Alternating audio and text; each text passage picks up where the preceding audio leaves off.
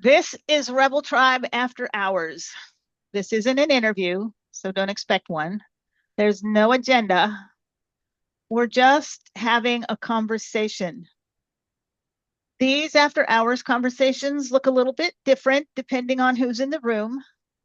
Sometimes they're reflective, sometimes they're creative, and sometimes they're about ideas, the kind that you live with for a long time before you ever put words to them. Tonight is one of our men's conversations. And rather than starting with questions, I always like to start with curiosity. My guest today is Douglas Myrick. And so I'm just going to start there. Douglas, what idea have you been sitting with lately that just won't quite let you go? That's a good question. I would have to say of late, it's that people don't realize just how powerful they really, truly are when it comes to making significant, lasting change in their lives. That sounds cliche. That sounds like something you'd see in the back of any self-help book. But after losing 122 pounds while eating pie and cake and M&Ms, I'm beginning to think the mind body connection needs a lot more research. That's what's been on my mind lately. Well, in the past, I would have said, yeah, okay, to be honest. But if you listen to the very first of the after hours conversations that I had with Faye Nolman, you know Faye, our local emotional alchemist, I had to confess to her that I have shifted more to I call it the woo. Okay. I have shifted more to the woo lately because I'm beginning to see that myself. There's a, the mind is a powerful thing. And I've always kind of known that, but now I really buy into it. I've been reading your book and using your process, and I've already lost almost 2 pounds this week. So, Oh, you know, that's and yeah, I had what did I have yesterday? Yesterday I had fajitas with all the stuff, the cheese, the sour cream, the guacamole, all the stuff. And the tortillas, and I don't buy the low carb tortillas. So yeah. what you eat. It's what's eating you. That's it. How did you figure all that out? I mean, seriously, because it's not something that you just wake up one day and go, you know, it's not what I eat, it's what's eating me. I mean, seriously.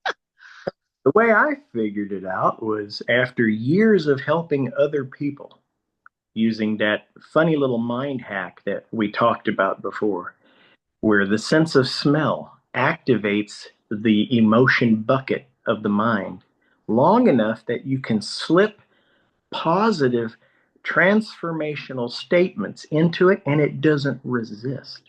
I mean, you got 10, 15 seconds with any pleasing aroma. Relax your muscles, and then whatever you've been struggling with, overlay that with something positive, and it takes the negative out. For some reason, the mind, in that particular way, that particular strategy, then has to make a choice. Do I want to hold on to what hurts, or would I prefer this better feeling reality? And for just a few seconds, you have that programmable state. No hypnosis, takes seconds. And so that's what I used for the first week when I finally, at 318 pounds, said, "This is stupid. People are going to start calling you that Matt Foley character off Saturday Night Live. You have to help us when I couldn't even help myself." Size 50 pants, today 34, which is what I wore in high school a couple of years ago. And so what I did was I sat down with myself and I said, why does the body want all this padding? What's scaring me about today's reality that my subconscious thinks I need this armor to look bigger, to look more defensible? And it turned out there was an incident, just a passing incident, but there was something small from my high school days. And I went back and I used the overlay process of Novenetics, the sense of smell, and I erased it. It started out as a very intense, high emotion on a number scale from 0 to 11. And when I was finished, it was zeroed out. And of course, when you do it this way, it's permanent. It's just like grabbing the thermostat and adjusting the setting. What that allowed my body to do is finally realize it may be a wacky, crazy, chaotic world, but in the main, I'm safe. And as I sat with feeling safe, those sugar cravings, that constant craving for fast food, for horrible, fattening things, began to instantly recede. A week later, I realized I've already dropped 5 pounds. What's going on here? I used to struggle to lose 5 or 10 pounds, and they would come back with a lot more. But this time it just kept coming down 2, 3 pounds a week, down, down, down.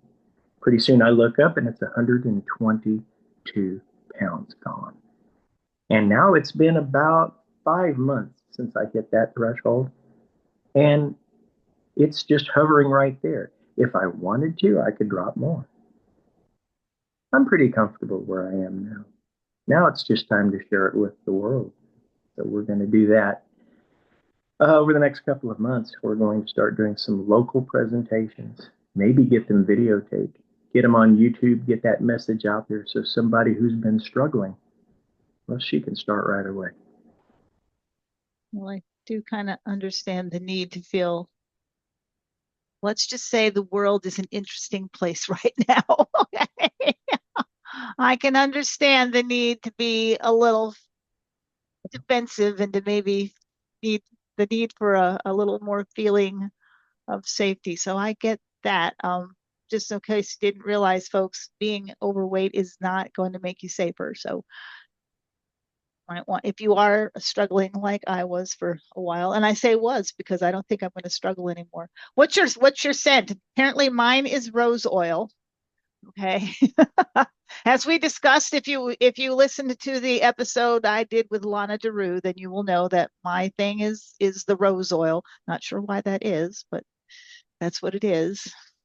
Well, I originally, 2006, when I made that original discovery about the sense of smell activating the amygdala, back then I leaned into either lemon or neroli or peppermint. Then I had a long phase where I just lived on lavender because it's just so instantly relaxing. It's the mind body connection just somehow knows you smell good quality lavender oil, those big muscles. Oh, they start to relax. And now anything, I mean, herbal tea, it just, whatever it is, it activates just a brief window of opportunity that otherwise you'd have to tap for or eye blink for. Or it's just, it's the I short. blink. It gets, I well, blink. eye motion and fixation. Really, it all comes down to this. Anything that a person does that is out of the ordinary, that would cause a stranger to look at you twice, that also opens a brief window into the amygdala. And so if a person's reaching over here and they're smacking themselves and doing things, that's great. But it's the novelty of it that's creating the effect. It's not point specificity. I mean, it's just something to consider. If I sat and tried clapping on myself, people would notice. But if I have a little aroma right here and I just, well, I'm good for 30 minutes. Okay, I know about tapping. Faye introduced me to tapping. And I admit before that, I was like, yeah, that's crazy. Okay. But I had a monstrous headache that day, and she's like, do this with me. And then it went away. So I now understand. I did a little research after that and understand tapping. But what the heck is eye blink? That's a new one that I'm unfamiliar with that. Oh, at the seminars, we reference that to the modality that we used to teach as well, EMDR. It's eye movement in certain patterns to access and deal with, process out, and erase old memories, trauma bonds, triggers, things like that. And it's effective. Yum. Okay. You can't just dangle it in front of me and then not explain. How does that work? Oh, well, it's probably best to get with a full blown practitioner. When we do seminars, we would have people come up and present for me. So I'm not formally trained in it, but it's something that I've seen at some of our events. And it's really interesting, especially with, I'm trying to remember, former combat veterans of the recent engagement. They come back, and of course, any person who has served in the military, I would think even just basic training is going to put some sort of traumatic reformation of the mind body connection. It would have to. It's to keep you safe and to keep you effective in the theater of war. That's scary. But when people come back from that, they are, for survival purposes, I found unwilling to just open up and give somebody they barely know root access to all of those feelings and the processes and the triggers and the memories associated with all of them. And so, what I witnessed at some of our events is a practitioner would sit with an individual, and very quickly they were able to help her or him to go through the process, and they didn't even have to speak aloud what it was that they were encountering back again in real time, pulling up from the past exposure. And at the same time, by looking this way or up at this angle or fluttering the eyes this way or down and back and down and back, sometimes like this, they were able, with the practitioner, to go through the process, work it out, and it takes the trauma and sets it aside as more of a variable rather than a necessary and inseparable component. Very interesting. But again, it all has to do with accessing the bucket, the emotional library of the mind, the brain. It's called the amygdala, the Greek word for almond, and it's a pair of small structures that help to serve to keep us alive and safe at all costs. And if anything threatens our survival instinct, all of the sensory data are cataloged into that memory for faster reference to keep us safer in the future. My goodness, that was a You have me intrigued now. Okay, okay, internet world. I need an eye blink practitioner to come on my show because this is intriguing, and especially if it works with veterans, because yes. I know a lot of Vietnam vets. I'm married to one, and they have trauma. Okay, let me tell you, they have trauma. So I need an eye blink practitioner to come on. If you know one, send them my way. You wouldn't happen to know one, would you? If she's still doing it, I may send you a link. Sweet, that would be awesome. How did you get into all of this? I mean, this is not something that, most people wake up and go, I'm really curious about the amygdala. I think I'll do some work with that. That's most people don't even know what it is until you just explained it. A lot of people are just sitting there going, "What is that?" I like to associate it with a bucket, like an old water bucket. I'm showing my age now. I'm an old farm kid from Iowa. But a water bucket, of course, is made of the vertical staves that are water resistant coated on the inside with metal bands on the out. And you've got a big old handle situated such that you could hook it over the top of the pump. And then, sure enough, right from the well, you can extract all that nasty old sulfur water and then try to get some of it back to the house. That was a long time ago. But here's something I found that's neat about that. From the time we're born, well, I'll use this little mug, for example. From the time we're born to about 18, experts have suggested that we have in our mental bucket little droplets of water, if you will, representing anywhere between 100,000 to 200,000 incidents of either real or fictionalized acts of violence.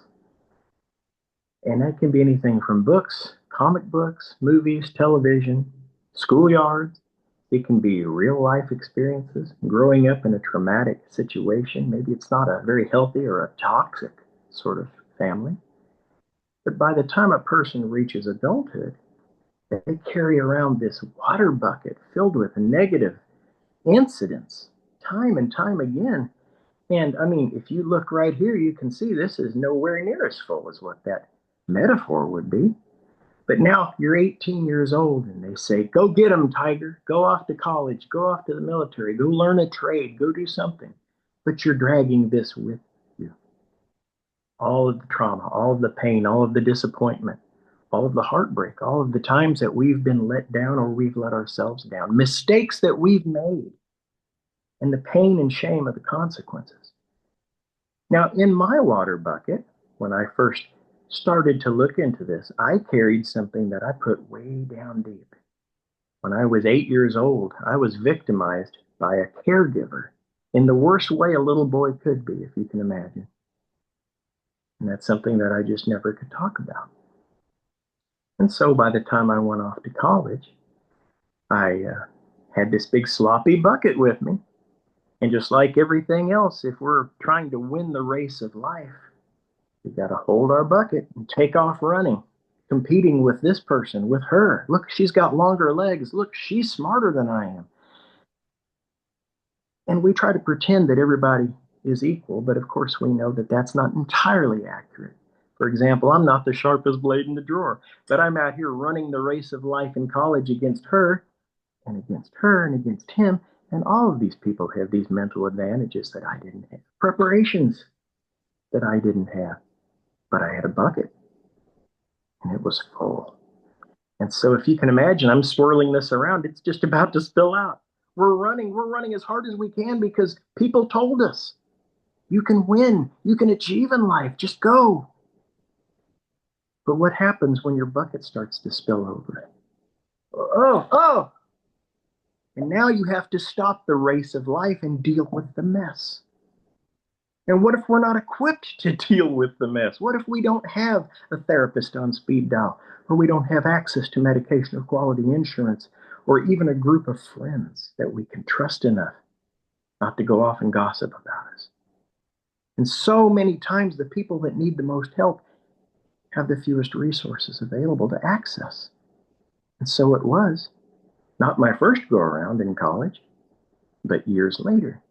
At about 32 or 33, I went back to school after working in factories and getting a belly full of that. But when I went back to school to finish what I'd started, guess what I took with me? Book. I'll set it down for a little while now. Here's how I got involved in all of this woo. I returned to college to become a doctor of chiropractic. I took a few assessment scores, and I guess I wasn't quite as dumb as I thought I was. In fact, I kind of had an aptitude in a few areas, and it pointed me to many options, one of which was chiropractic. I thought that'd be fun. And so I went back. But when I returned to the university, I noticed something. Melody Ann, every time I would get on campus, my hands would start to tremor just a little bit. Sweat would form. Anxiety response. But I didn't know why. If I would leave campus in a few minutes, it's gone. So something on that campus was triggering me. To this day, I have my suspicions, but I don't know. And that leads me to something important. You don't have to know your trigger to break the chain that leads to the response you don't like. People come to us and they say, well, I want to deal with my fear of flying. It's a phobia cure. That's easy. Of course we can do that. We don't even need hypnosis. Simple. I would like to stop dating certain types of individuals. That's harder because that's not so much stimulus response as now we're getting into an area beyond my scope that deals with preference and survival instinct, somewhere deep below the rational mind, where something somewhere has said, you know what? He's a terrible guy, but he's mine. And when they finally get that fixed, the cascade event happens and their life begins to improve in other areas. Unfortunately, I'm not usually a catalyst for that. Just don't have that ability. But what I did have, and I didn't know it for the longest time, was I did have the ability to set myself free from the childhood assaults.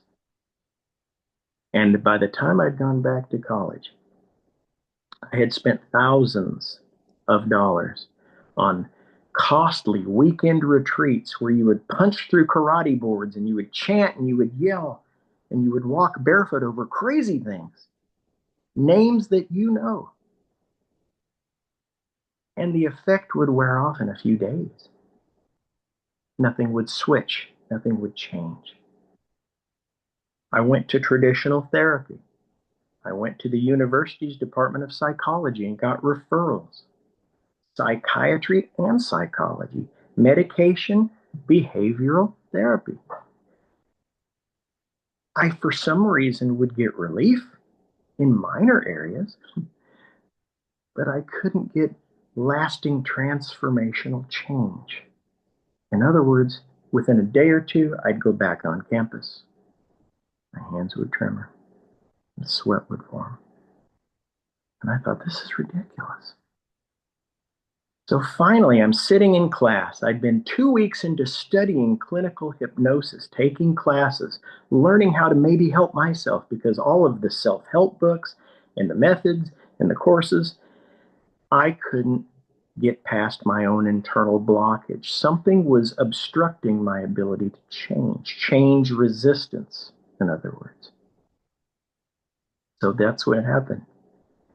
I'm sitting in class thinking about the amygdala, thinking about the thalamus, trying to understand how I can deepen my own relaxation without falling asleep so that I could bypass the critical thalamus, that bullshit filter of the brain, the true false, and get right into the amygdala that always says if it feels good, it is good, and it just accepts it. Because I knew if I could go back and redefine what happened, I can't fix it, but I can change the response. And that would mean, hopefully, no more flop sweat, no more tremors. I could finally let it go. I didn't want to go to class one day. I really, with all of my spirit, wanted to just go to the Waffle House and sit and have a cup of coffee and feel sorry for myself. But I went. And I sat right in the front, right in the middle. Fewer people saw my hands shake that way. Professor comes walking in and he says these 7 words right off the top. This was his way of doing it. He would always give us the extra credit questions, but he would do it in the form of, you better be paying attention because I'm only going to say it one time. And he did. He said, the sense of smell activates the amygdala. Okay, kids, let's start talking about the cranial nerves. Number 1, the olfactory. And I'm like, wait a damn minute. What did he say? And I'm looking down at my scribbles. The sense of smell? Cranial nerve 1, the olfactory nerve, activates the amygdala. Could it be that simple? So I scooped up my stuff. I'd left right in the middle of lecture. I'd gotten my whole tuition's worth right there. I got the hell out of there and went to the Union. I ordered a big old glass of iced tea because it came with a giant wedge of lemon. And I sat myself over in the corner by the trash can. Back to everybody. And I see that weird old man. What's he doing over there? So I don't know what I'm doing. I have some basic hypnosis training, so I knew how to reframe something, how to relax myself. So I grabbed the lemon, and before I sniff, I had presence of mind. No, how am I going to know a month from now if this works? I have to write down a before and an after. And I want it to be, think about what happened in the past. How badly does it still hurt or bother me? And from a 0, back then it was 0 to 5. Now it's 0 to 11. All the way up to extreme 5. I wrote that down. It's a 5. It's a 5. Now I've got something to work with because what has been written can be evaluated over time for efficacy. That's how I know. That's how anybody who uses these methods will know. Is it still working? Yeah. So I grabbed the lemon. I took a deep series of breaths and I'm looking around. Well, what do I do with this? I see the trash can in front of me. And instantly, in my mind, I'm in the middle of a low-cut field of grass in the Ozarks on a hot summer day. I mean, it's steaming. You know how they get here. And that trash can's there with me. And the lid is off. And I look inside, and there's just the worst filth you can imagine. Old chicken heads and roadkill and a skunk's tail, and it's just all. And so I create a mental image of a symbol to represent what had happened to me and how it affected me emotionally. And I just visualized it like a little black cloud, like a rain cloud coming right out of me and into that trash can. Down it went. And I could see the lid going back on it. And then I was pulled 50, 100 feet away and placed back down in my mind. And I'm watching this. And I'm smelling the lemon the whole time. And I'm tensing up my shoulders and relaxing, trying to establish a sensation of feeling more relaxed, more calm, better than I was at first. Pretty soon, this giant angelic boot comes out of the sky, huge, and it starts stomping that trash can. And I get this idea, just start saying out loud, stomp, stomp, stomp, stomp, stomp. I don't care if people are watching me. Stomp, stomp, stomp. I'm sniffing that lemon. I'm putting a huge, silly grin on my face. I don't feel it, but I made the form of happiness, and feeling follows form. So pretty soon, I'm laughing and tears are running down my cheeks. And I must have looked crazy over there, just sniffing this lemon. Stomp, stomp, stomp. Crazy old guy. In my mind, it was really happening. And I looked at that, and something gave me the idea to go close to it. Now look at it. So I did, and it was stomped flat, and there was jagged pieces of metal sticking up, and and the idea came to me: could you restore it back to its present or to its original form? Meaning, could you go back to that place of pain and find it again? And I would stand it up, but it just looked terrible. And it would jerk me back, more sniffing, stomp, stomp, stomp. Now at this point, I'm hearing carnival music, and I'm seeing these crazy jungle animals circling this whole thing. And then there's an elephant, and there's a monkey riding it, tipping his hat and waving at me. I'm like, I'm going crazy, but I don't care because it feels so good to step away from decades of private pain and to finally realize something made me feel different. I don't just feel better. I don't just feel distracted. I feel changed. It was like something came into the spirit and just pulled it all out. And it left it clean and refreshed like a windswept home in the springtime. And that's what I attribute the smell of lemon to this day. When the winter dirt goes out and you get everything clean and the windows are sparkling, oh, it's just such a wonderful feeling. But here's the neat part. Finally, I just picked up the trash can in my mind and threw it into the sun. Poof! And then something said, "Can you bring it back?" I said, "Sure, I can. I can imagine anything." Well, I was struggling, and it gave me the idea: with 50% of your willpower, bring it back. Come on, damn it, bring it back. But with the other 50%, don't you let that come back. You're done with it. You're finished with it. It's over. And I felt this conflict. And that's important because the conflict I always had inside was now manifest and exterior from me in a symbolic representational format. And then finally, the idea came to me: you're in control. Now you have the freedom to be in control. So decide. You get to choose. This is your time. This is your place to make a difference for yourself. Go ahead and choose. So I chose to be rid of it, and it was gone. That was 2006. It hasn't come back one time since. I'm starting to think it works. You think? 20, not one time has it come back. So I did the, I'm yeah, I started You sharing gave it. me a head full of visual images there, though. I'll tell you what. Doug over in the corner going. On my I'm sh I'm sure you put on quite a show for new person. I was a convert to the church of, oh my goodness, self-help does work when you do it right. Holy cow. And that's when I started looking into all of these other modalities. That this is incredible. I'm now not looking from desperation. I'm looking from confirmation. I know these things can work. What else is out there?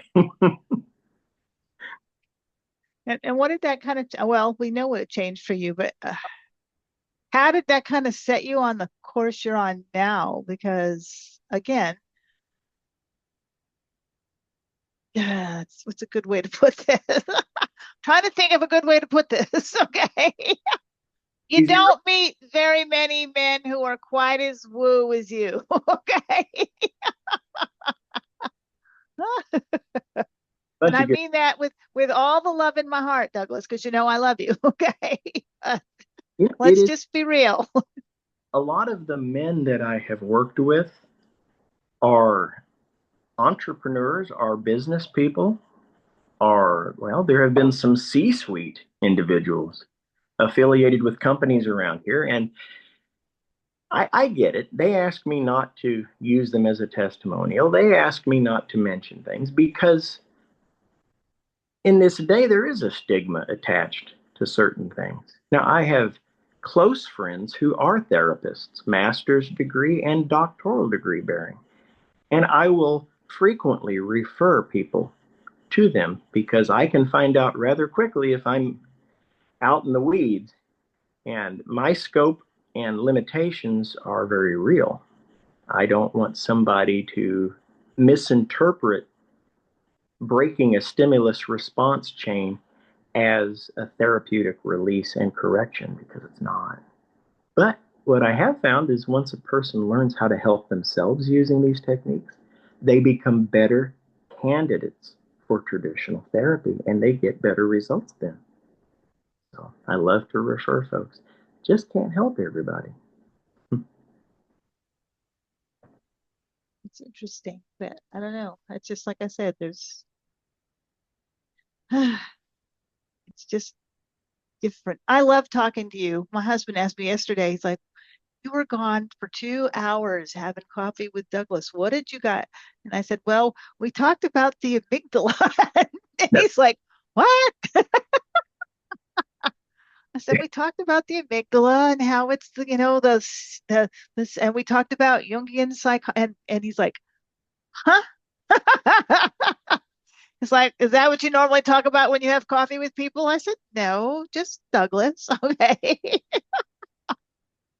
But it's interesting because I don't know, it's weird. Since I have met you, I have opened up a little more to some other ideas. And yes, like I yeah. said, I'm a big believer in essential oils, but Oh, yeah. the rose oil thing. Rose oil. That was a. But well, and I was apparently carrying around a lot of and unfortunately I can't give you the credit, unfortunately. I'd love to give you the credit on the show, but I can't. It was not you who discovered that I was still carrying around some, let's just say, resentment towards a certain person Well, it's in the understood. past.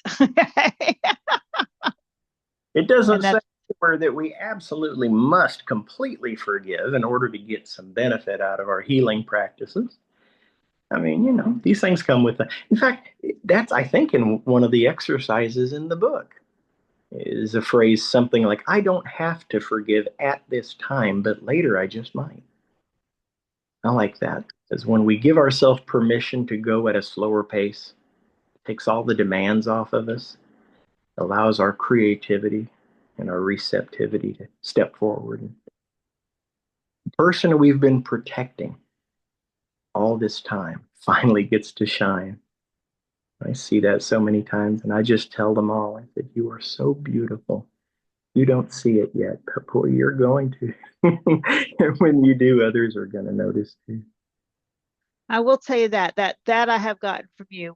Now, when when when the other person, well, when Lana made me confront the resentment I was still harboring, but it was you who taught me to just, instead of, because I cannot forgive him for what he did. I cannot. It You was know, unspeakable. But to be able to sit back now and go, what was he carrying all of his life to make him behave that way. It And really, I can say that now. And yeah, I don't, I like I said, I will never forgive him because I can't. yeah. But it doesn't eat at me anymore like it used to. You know, I got my little bottle of rose oil and like, yeah, okay, what the heck happened to him in his formative years that caused him to be who he became? Something happened. And it's like, I don't know what it was. And I can acknowledge that he wasn't that way just because he wanted to be. He probably didn't want to be, I'm sure, but he had very little control over it. It's who he became because of whatever happened to him. And that's kind of like, it's kind of freeing to be able to say that instead of, man, I hate him. I hate him. It was rather freeing now to go, yeah, okay, he was a jerk and he did this stuff, but man, what must have happened to him to make him that way? Oh my goodness, what kind of life must he have led to make him that way? And yeah, so Hmm. it was helpful. It was helpful. I And I'll, heard, oh, I'm sorry. go ahead. Oh, I heard from a thought leader years ago, just a suggestion. And what I really liked about this gentleman was that he would make suggestions without mandating a dogmatic acceptance. His name was Dr. Wayne Dyer. Wonderful, wonderful I man. know, I've read his stuff. Yeah, I've read his stuff. And he had made a suggestion that perhaps we come into this world with a great deal of freedom to choose our path, to go gently down the stream. But sometimes those stops along the way might have been preordained by agreements we made with other souls before we incarnated here. At some point, let's get together, work off a little karma from the past. Nothing big. Maybe with somebody else, let's get together and I will volunteer to be abused by you so that we can begin to teach you through suffering and remorse a lesson you didn't quite get the last couple of times. Have you ever heard any of his teachings like that? It's really I interesting. have not. Okay. That's why I was like, huh? Like, this is the area where my publisher said, no, we're not going to do this. We're not going to talk about spirituality. We're going to go back to psychology. No, he was amazing. And of course, he helped work with Dr. Morjani, Anita, I think it was Morjani, who had stage 4 cancer and actually passed from it, had a near death experience. I guess that would be an after death experience that was very transformational. And she came back from learning her lessons. She was returned to her body and she rapidly healed from that. That's remarkable. Well, I don't know why stories like this, medically documented stories like this, aren't taught more often to people. We live in a world right now where social media, almost on purpose, I think, wants to keep us afraid, agitated, fearful, because when people are on edge, they're more programmable. That's just a personal opinion that I have. And I wonder if people could find resources where they could come back to more wholesome and life affirming, peace affirming messages. Maybe we could stem the tide of this madness. Maybe we could begin to roll things back to where they were before somehow, some way. The masses thought it would be better to derail the train instead of correct the course, you know? A divided house can't stand. You know that. Come on. Yes, Taught absolutely. that a long time ago. If you went to any kind of decent school with any kind of decent program, you learned that a long time ago. A divided house cannot stand. And yeah, you and I have had this conversation. And that's why I do my little bit. No one, when I watch all this stuff, well, I had to block and unfriend all these people because they're Trump supporters, or I had to block and unfriend all these people because they're Biden supporters. And I'm like, Very divisive. why? Okay. I have friends on both sides and we can still be friends. We discuss things logically. We don't have heated arguments. We don't unfriend, unblock each other. We discuss things. We're all I don't get it. I just don't get it because I don't know. I don't know. If you know Well, how to fix that, I'd love to hear it. Drives me crazy. you've just given a great title to a book someone out there should write. We Can Still Be Friends. I like that. Oh, I'll put that on my list of books that are in process now. Not like I don't have a long enough list of books that are still in process. I'll add one more. Sure, we can Maybe we outline could co-author. There we go. Let's co-author. the process is so abysmal. Oh, Come on, say yes. Run ahead. Say oh, sure. one that somebody has ended that I do need to hop on, but I have to get the weight release course out for people to access first. And she just had the most beautiful title. It was Love More Ooh, Fearlessly. I'm like, wow, that just cuts right to the heart of it. I mean, pretty you much. cup of coffee and you can outline that thing. It just comes, The ideas just spill out. Ooh, I like that. It's so hard though because in today's world, I think you'd agree, and the viewers as well, that we can intend to have a wonderful day. We can manifest the night before. We can live in the moment and feel the way it would feel 2 weeks after the best day ever. We're remembering tomorrow, 2 weeks from now, going, boy, that really was just such a special day. One of my very favorites. And we can prepare like that. And for many people, it really does work. But then we go out to the car and, oh man, there's a flat tire, or someone cuts us off in traffic. Again, small drops in our bucket that begin a cascading effect.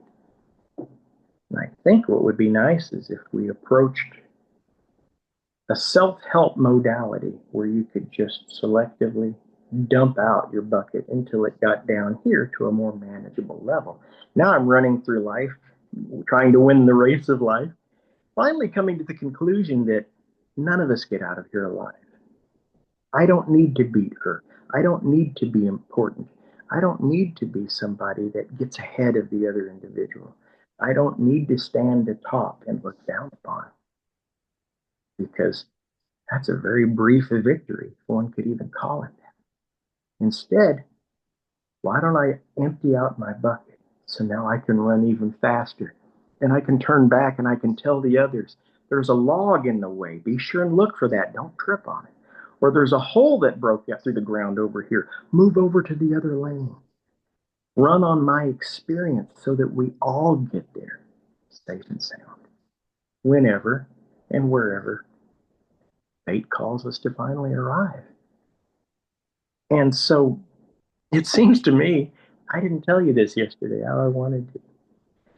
For some of our seminars coming up, like in April and in May down in Westport, I want to have a t shirt like this made up, but on the back it's got shoe prints, big old shoe prints right there in white, because that conveys the sentiment of this. In 20 years, I've never found a way to make a massive success trying to monetize this discovery. I'm kind of hard headed like this. I'm starting to think that's not the path that I was supposed to take with it.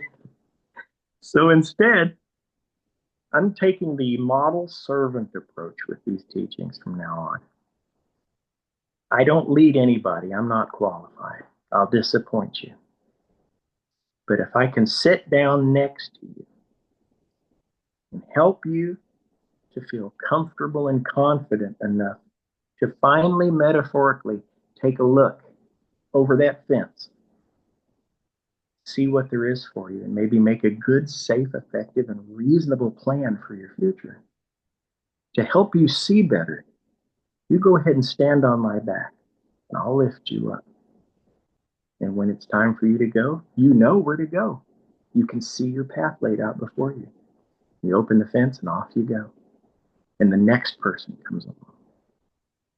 And I'll be waiting at the same place I'm supposed to be, right there at their feet. Maybe that's what it's all about, you know? I don't know. We're all here for a purpose. I truly believe that we were all put here for a reason. And Yeah. we have Oh, yeah. everything we need to complete the task that was assigned to us. And if we don't have it yet, when we're ready, the teachers that will give it to us will appear in our lives. And it took me a long time. My grandmother was so smart. I'm discovering, okay? I'm discovering that my grandmother was a freaking genius because I'm remembering now all of the little things that she used to tell me that I'd be like, yeah, right, Granny. And now it's like, oh, yeah, right, Granny. Yeah. Okay. And she would tell me that. I mean, something similar to when the student is ready, the teacher will appear. She would tell me that all the time. When you're ready to learn it, you'll have the opportunity to learn it. When you need it, it will be there. Stop stressing. And I was laughing when you were talking about, how quickly we stress out because oh man, that used to be me. One little thing could just like I used to be so short fused. One little thing could just tip me over the edge. And then I remembered that something she said because an incident happened that it's a little woo. We'll talk about that some other day, but it reminded me of something that she said that everything in your life happens for a purpose. Everything in your life happens for a reason. So now, like if I go out and get a flat tire, now it's like, okay, if this is going to make me late. This is going to keep me from being someplace at a specific time that I'm not supposed to be there. Something, there's some reason why I'm not supposed to be wherever along the route at this particular time. And so my tire's flat. Okay, cool. Today the internet being slow, making me a couple minutes late getting on would have just wound me up in the past. But now it's like, okay, there's some reason why. Okay, it'll all be okay. There's some reason why this is happening. Yeah. Maybe it's because if I had gotten on sooner, it wouldn't have worked because we all know I have sketchy internet. So maybe if I had gotten on sooner, it wouldn't have worked at all. They were working on it or something, and I'd have been stressed out because we'd have had to reschedule or something. So who knows? There was a reason. So now it's just like, okay, internet, we're good. So, hey, I wanted to run something by you. Okay. We touched on it yesterday a little bit. And for the benefit of your viewers and listeners, it's just a concept. I'm a simple fella. I get ideas. Maybe they work, maybe they don't. But it seems to me, going back to Dr. Jung and the collective unconscious, it seems like there is a repository of consciousness. And I don't know how big this is, how old it is, what creatures it can affect. But it seems that somewhere along the way, humans have developed, evolved, maybe created with this capacity somewhere in our higher thinking that we can connect like our devices connect to the wireless service, the Wi Fi. And the sends and receipts that go into my phone might be something different. I might be looking up certain videos or researching certain oils or things, and someone else might be looking up sports statistics and how did their favorite team do last weekend, and on and on. And we're all dealing with this same awareness, this super consciousness, I guess, that realizes in the present state, I exist, which could be said as I am. Kind of a neat name there. So, what if humans, billions and billions and billions throughout time, have always had varying amounts of accessibility to this wireless signal?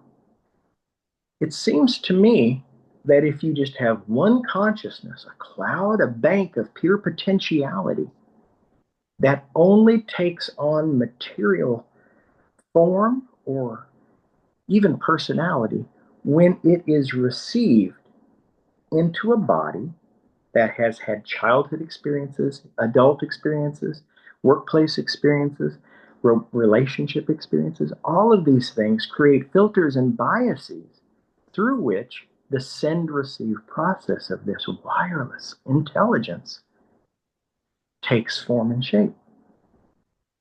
So, since there is a singular cloud, when we look at the world, we can see pockets of darkness, of pain, of struggle, of strife, of evil, of want and neglect.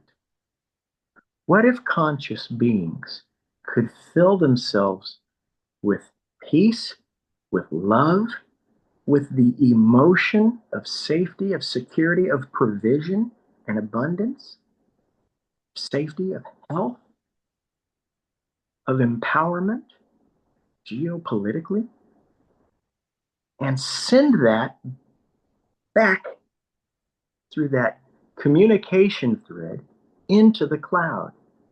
There's one in France doing it. Now there's one in Egypt doing it. There's one in the Sudan. Now there's somebody sitting in Rogers, Arkansas, of all places, or up in Pea Ridge, putting kernels of possibility, because in that cloud, like thoughts attract to each other. What I'm suggesting is just a silly idea.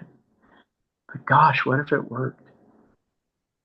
We could collectively, individually, privately, personally, begin to seed these blessings back up so that they can begin to coalesce and find root where they're most needed here in this matrix, this simulation we call Earth. We could then be the difference that love could make in real time with real results. Now, that's about as woo as I've ever said anything. But that idea is kind of been, what's the name of the book I read? Gosh, a long time ago. Let me think. Quantum, I can't think of it. Quantum something. And it did talk about that, about a shared consciousness that we all can access if we want to. It was really interesting. It was fascinating, actually. I couldn't put it down till it's, but man, I can't remember the name of the book. Put it Now out I'll have there. to look it up. I can But rest. but that idea has been out there for a little while, so maybe it's not quite as far-fetched as you think, because I read the book probably a good 20 something years ago. So 20 something years ago, people were talking about the concept of a shared consciousness. So why not? No, Why not? What, every time why would that's just as believable as the Anunnaki, and and so they're why coming. not? What have you been up to? I know that we had a chance to visit yesterday and whatnot, but you've got some things in the works yourself, don't you? You've got some Yeah, summits. yeah, just working on some stuff, getting this new concept of the podcast launched, because I don't know. I miss the jammy chats that we used to do. And I mentioned that somebody pushed me to go ahead and bring them back. So this isn't exactly the jammy chats. We're not sitting here in our jammies with a martini in our hands. But you could if you wanted to. If you want to be a guest and you want to sit in your jammies with, I'm open. Okay. But yeah, I just like the whole concept of something less structured, because you've been on before, but we were pretty, here's my questions about your process and your book and your thing, and you answered them, and it was a good interview. But I like more of a, who knows what might pop up. I mean, who knows what's going to pop up in the conversation here. We've talked about everything from, smells and the amygdala to shared consciousness, to that wouldn't happen in a standard podcast interview. It just wouldn't. And I like that openness of just being able to sit here and talk to someone and, like, okay, what's on your mind? What are you doing? What's on your thought process? What are you working on? It just it's more fun. You, you never know what might pop up in the conversation. And I like those conversations. Is Bigfoot Not real? everybody does, but it is what it is. It reminds me of, I had a friend, that's where the jammy chat concept came from, actually. I had a friend who used to he called them bathrobe moments. And you came on his show in your bathrobe first thing in the morning. And I went on his show with my big old coffee cup and my bathrobe. And we had a good talk. It was fun. It was great.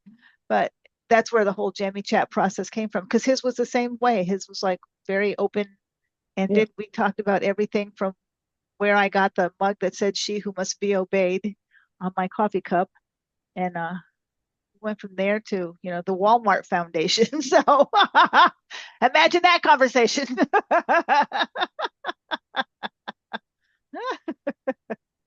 But that's what I like. So it's fun. So I'm glad you did this. This was good. I liked it, fun.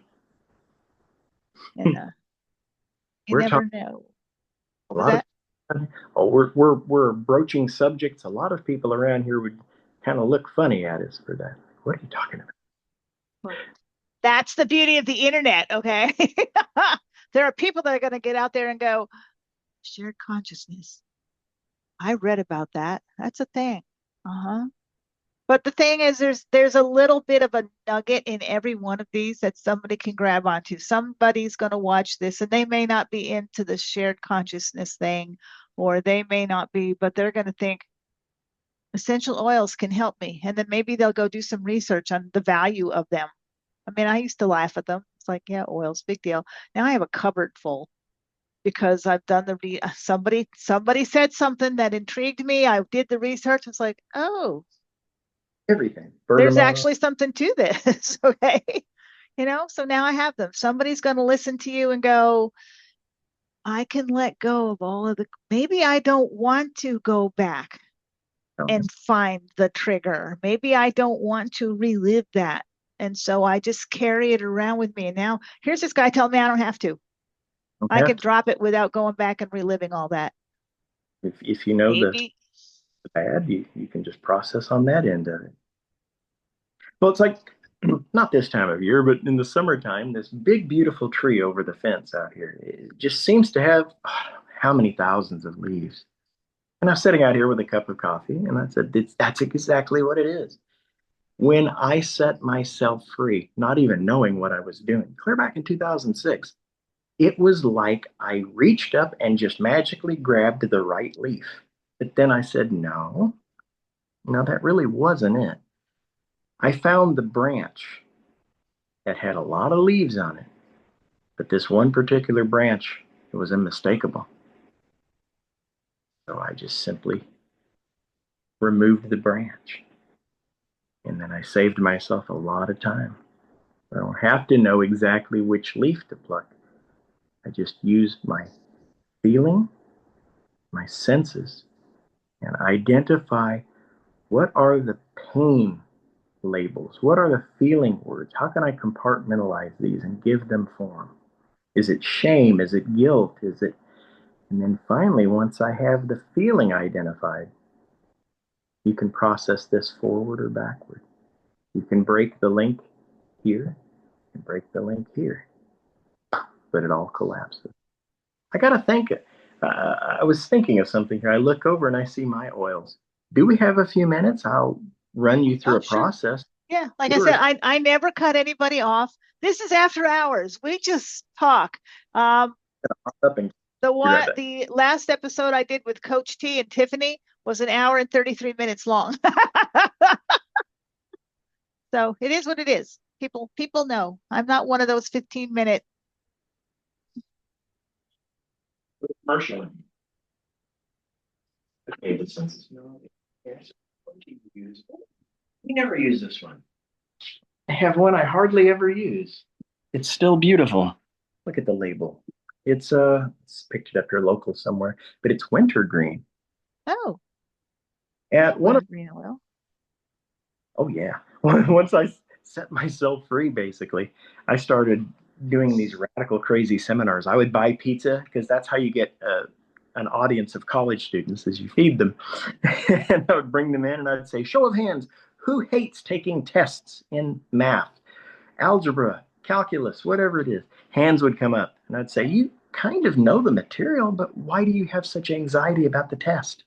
"I don't know, but I just sure know I have it." It's right there, kids. If you know for sure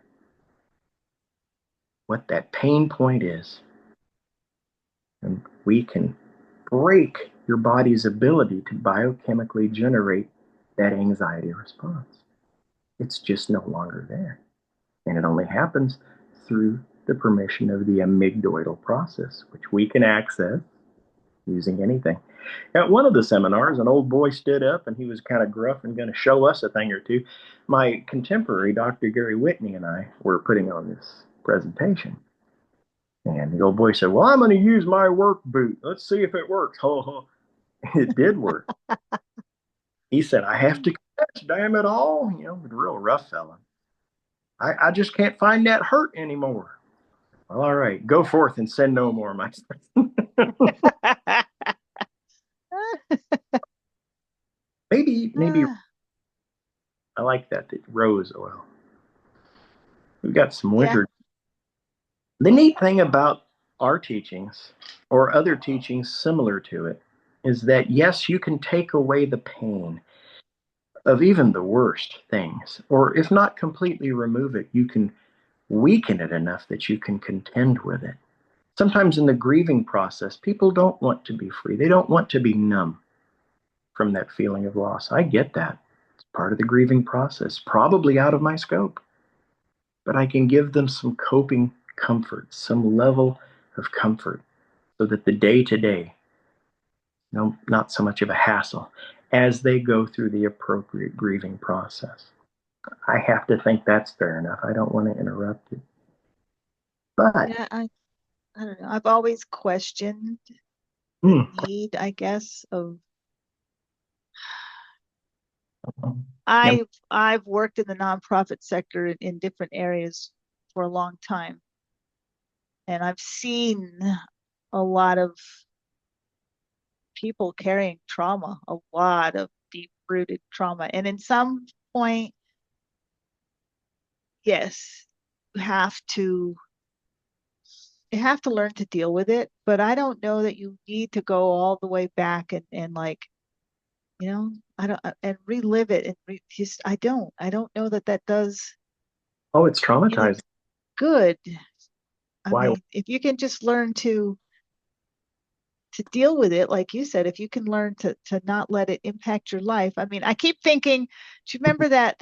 Okay, I'm a Trekkie, as you all know. Okay, big hardcore Trekkie. Do you remember there was that episode? It was actually one of the movies, actually, and where Spock's brother's going around and taking everybody's pain away from them. And Spock and Kirk's like, no, I need my pain. I need it. It's what made me who I am. And I think back to that and I'm like, yeah, everything that happened to me growing up, everything that happened to me, every experience I've had, everything good, bad, indifferent, whatever, everything came together to bring me right here, right now. And if you took all that away from me, what's left? Right. I don't know. I don't know that, I just don't know that that's a good idea. I'm probably going to get like instant hate comments from every psychologist and psychiatrist in the world. And I just from seeing some of these women who have gone through some things and yes, they've gone through some horrible things. But I don't know that it was watching them go through the process. I finally had to leave a couple of them because it's like, I can't do this. I'm watching what you're doing and I cannot do this. You're I don't know. I think maybe your way is better. I think I'll just sniff my rose oil and like I'm gonna sniff my rose oil and learn how to live with it. Because if you take all of that away from me, what else do you take with it? Well, Sure, that what he did hurt, but it mm, also made me very much more resilient than I ever was. It made me stronger than I ever was. And if you take that away, if you take then does that go too? Does it go? that I don't know. I'm not willing to take that chance. and I mean, if a person is to believe that we are in some way a spirit form inhabiting a body, here to learn something, then with that comes the suggestion that this place is a place to come and learn. Here, spirits can take on the form capable of losing something, losing comfort, losing shelter. losing safety, losing life. Spirits can't lose anything. So how could they understand the concept? How could they have empathy? How could they move some degree closer toward a creative source if they lack that ability to hold compassion that sometimes the lessons of loss help us to shape? You know, food for thought. It is. It's just talking with you always gives me things to think about anyway. So you you having conversations with you is not your normal average everyday coffee conversation. Which is good. I enjoy a good conversation. I do. I miss I miss those sometimes because so many people nowadays are so afraid to actually sit down and have a real conversation. It's more like, oh, hi, what do you do? I do this. You know, it's like, I don't care what you do. I know what you do, or I wouldn't be sitting here with you talking to you in the first place. So drives me crazy. That's why I hate those networking events. Hi, saw me last week? Yeah. I do the same thing this week that I did last week. Please to be. Here's my business card. I know you got it last week, and you're going to take this one home too and throw it in the trash can. That's okay. That's why I never take them. I never take them to these things because I I'm mean, not going to do anything with it. especially in the Bible Belt, what I do, imagine. So, what are you into? Well, corporate hypnosis. Yeah. You weirdo. I mean, it either is hypnosis or it isn't. What I do, I try to keep it to where it isn't hypnosis. We just watch the eyes and make sure they're not blinking, they don't start to lacrimate. And if they do, I got to stop and wake them up. It's like, quit it. Hey, do you want to try some fun stuff? What? Because, What are we trying? well, one use you're familiar with now and is featured in the book is how to extract the pain away or to break by degrees your ability to access the painful triggers in response. It just becomes interrupted. But there's another use. If you can take the bad stuff out, you can also put good stuff in. Ooh, It's that's called, cool. as we take your existing talents, skills, and abilities, and we just ratchet up the emotional connection, the feeling of safety and certainty. It's kind of like just using aroma with certain specific, maybe goal oriented affirmations. People can write their own. People can, I'm not there to watch, but I trust it works, can use artificial intelligence to take a few examples and elaborate upon them and create their own fully customized potentiation, motivational, aroma driven techniques. And it's really just something as simple as this. First, we take a few deep, stimulating breaths with aroma and just a light essential oil or whatever, a shoe, whatever you want. And for some reason, it just biochemically stimulates through the olfactory process and its proximity to the amygdala. Something wakens up there for just a few moments. I better get started. All right. Well, if you have something there with you, do you happen to have anything that you can follow? Oh, I don't know. I'm in my office, so I don't really have anything in here. Well, we'll just The go ahead. thing I have in here are puppies. Puppy smell. Come here. They're Wallace. sleeping. I don't want to get them riled up. Little puppy feet, though. Little puppy feet smell. Well, I'll walk through the process. I'll just do this. If somebody wants to go back and follow along, they can. I'll just take a few more deep cleansing breaths with this aroma, tightening up the shoulders, and then just letting them relax. Your eyes can be open. Of course, we're not driving a car or operating machinery or doing anything that we shouldn't be doing while we're doing these because they're very distracting. Oh, there it is. And now I'd like you to think about your goals for the future, small goals, big goals, and just feel the way you feel when you think about holding a baby or a grandchild or a kitten or a puppy. someone or something that evokes in you the compassionate feeling of love, of caring, of connection. A few more breaths of aroma. When you think about your goals, your dreams, what you'd like to do, wrap it around like an envelope. Just go ahead and envelop those goals with that warm, golden feeling that you would feel when you're embracing someone or something that you care about very much. And then add aroma, tighten the shoulders, and then just relax into that wonderful feeling because it's not necessary right now to be able to do this or similar techniques right away. You don't have to have that ability. But, oh, that smells nice, wintergreen. You'll know when it starts to feel better, stronger, faster, because the good feeling just continues to crawl all over you. And it lifts up to the face. Stupid, silly grin that I so often wear is a result of the conditioning that I've given myself time and time again with, oh, just the relaxing sensation of aroma. Your eyes are wide awake. You look around, you can see the wall, the table. Everything feels good. Because now is the moment that makes the biggest difference. Now is the moment in your life when you can make a decision. Probably didn't think we would be making any decisions today, but it's just as good a time as any. Get it out of the way. A decision for yourself to choose to feel better, to know that you're worthy of love, that your final chapter hasn't been written yet, that your troubles don't have to be troubles anymore. They didn't earn the right to define you, and they don't get the right to imprison you anymore.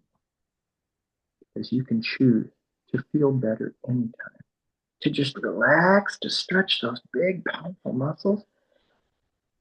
Breathe deeply, maybe with aroma, and remember how it can feel to feel love, trust, to understand that you are worthy of all these good things that are here for you to experience. If other people can have them, you can have them. And it's not necessary today to demand that the world go ahead and manifest what you want. It's only necessary that you know that you feel what you want. Want, of course, represents lack or not to have, but that's an instruction that what I need is not here, it's out there. And so, together with the mind and the body, add some aroma, we can begin to draw closer that connection to what it is that we want to have. For example, our little puppy is barking at somebody making a delivery. She wants to go out and bite him.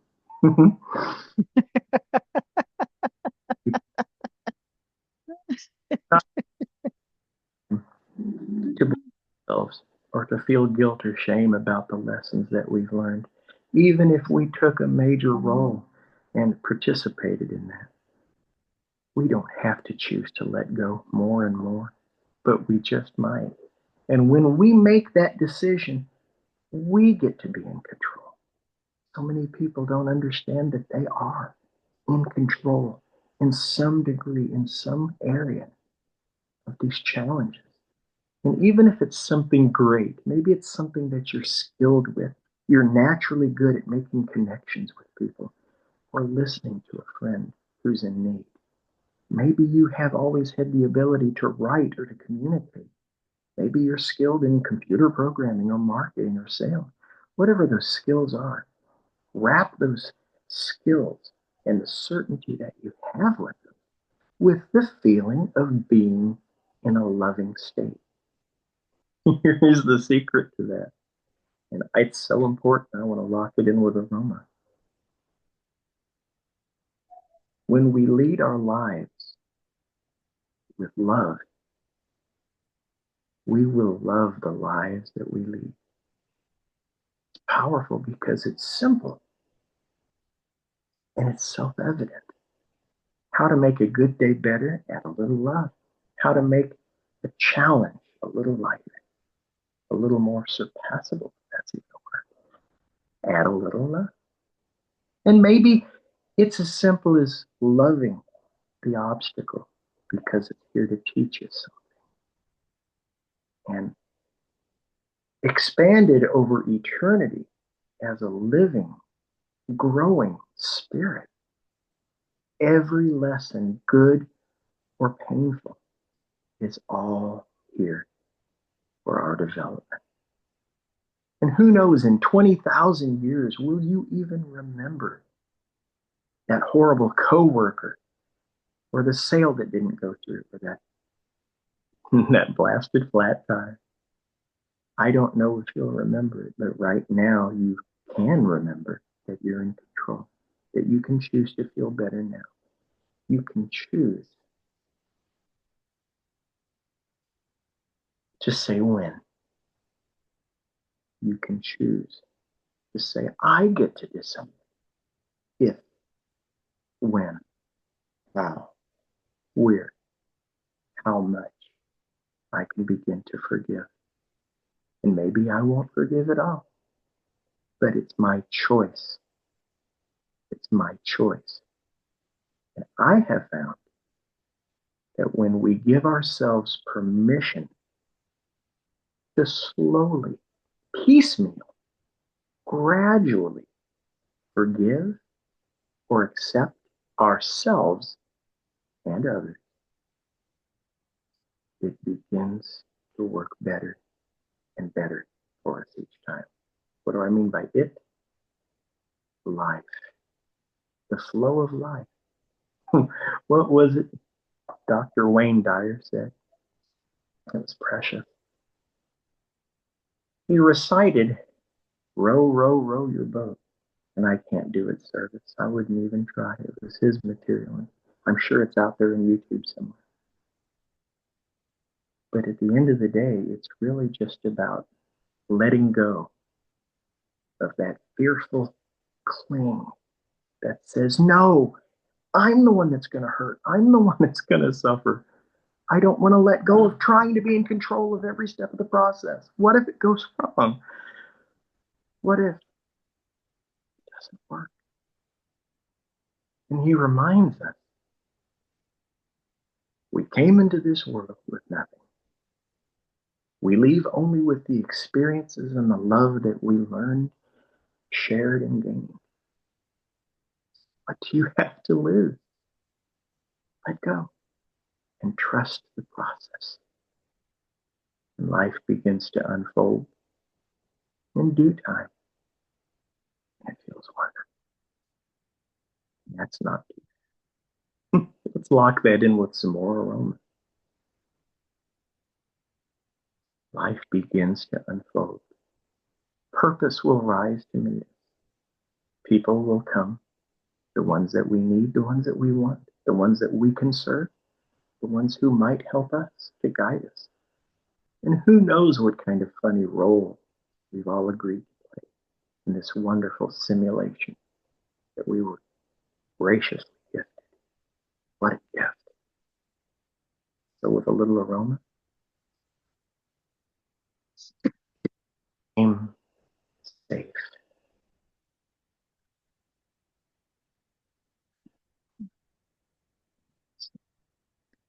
Whatever Sorry about comes, I'm safe. Isn't that fun? Little potentiation. Just a great way to start the week, the day, whatever. why not? Why not? People, people, I have, that's something, who taught me that?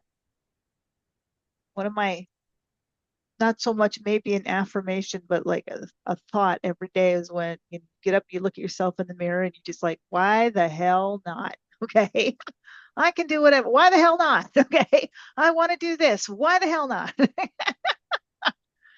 Why not? Gotta try it. Yeah. It has worked. I'm doing things that I never thought I would do because why not? I want to start a podcast. Why not? I want to be a best-selling author. Why not? Now it's like I want to lose a lot of weight. Well, not. I want to lose about 60 pounds. Why not? I can do it. Why not? Oh, I meant to share that. I'm such a blunderhead sometimes. I'm sorry. Something very important as a takeaway, and you just reminded me of that. For years, I tried to lose weight. I had that pre chiropractic bachelor's. I understood the science of how to lose weight. But when it was finally time to come on and do it, something shifted. Something said no. The other day, you went bonkers because you lost your phone. A time before then, you went bonkers because you lost one of your shoes that you were going to wear that day, or your keys, or your wallet. I have experienced these things. We all have in some form or another, right?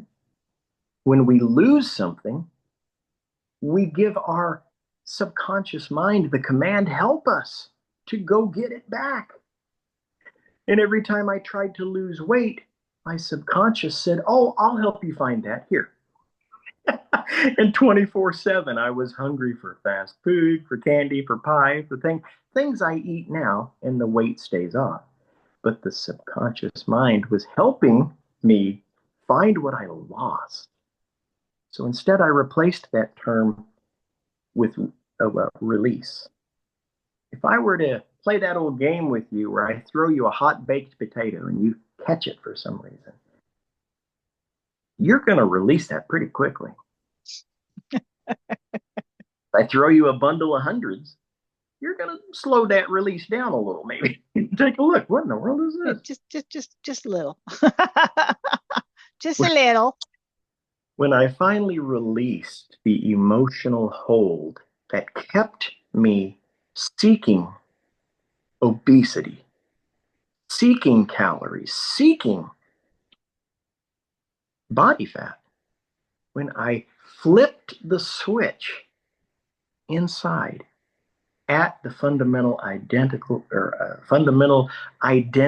level, when I became a person who no longer wanted to lose weight, but to release it, subconscious didn't object. We want to release things that are bad for us. We want to release things that hurt. So by releasing the weight, it took on a degree of automaticity and it became less cerebral. Suddenly I would look up and it was 11 o'clock in the morning before I was even hungry. I'm like, oh, without realizing it, I have just committed an intermittent fasting period. Look at that. And the next day, oh, about 10:30.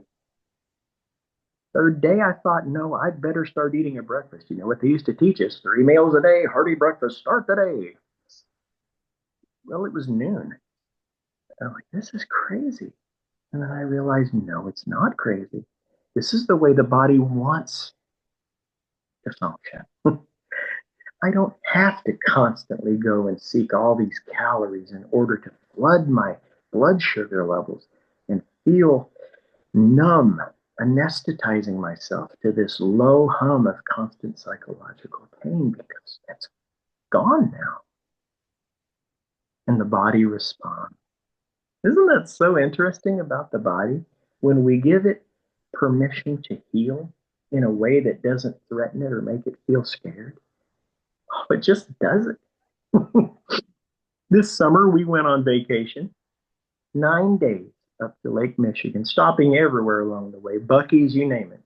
And I ate so many fast food meals. This was in the process of dropping all this weight, right? I'm releasing a lot. And my fear was, well, am I going to flip my switch back biologically? Have I goofed it up? We got home and I had actually gone down a pound from when I left. That's crazy, but it's real. I have at our live seminars clothing that I used to wear when I started this, size 50 pants. Boy, I tell you, they come way out to here. I can imagine. It's not what you eat, it's what's eating you. The body knows how to heal. We just have to get out of the way, you know? This has just been interesting. I've enjoyed it. We'll see what others think. I look forward to the reactions. I'm sure there will be some, um, but that's okay. You know what? That's okay because Little this is Rebel Tribe After Hours, and we don't wrap things up neatly here. We just kind of let the conversation stand on its own. So, if fun. this gave you something to think about, then I'm glad you stayed through the whole thing. And if it's not for you, that's okay too. Okay, that's okay.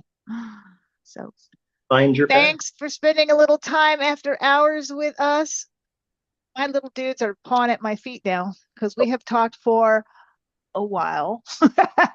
You may officially be my longest episode yet, and that's okay too. So,